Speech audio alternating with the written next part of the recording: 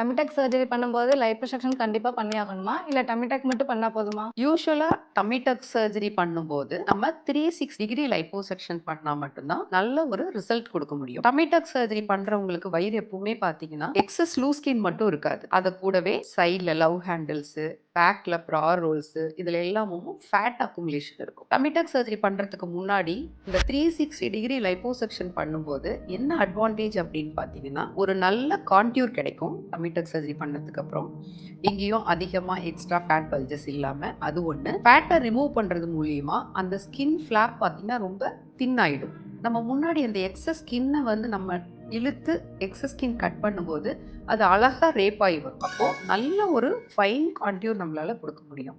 அதனால எப்பவுமே டம்மி டக் சர்ஜரி பண்ணும்போது 360 டிகிரி லைப்போசக்ஷன் பண்ணிட்டு டம்மி டக் பண்றது தான் ஒரு நல்ல ரிசல்ட் கொடுக்கறதுக்கான வழியா இருக்கும்.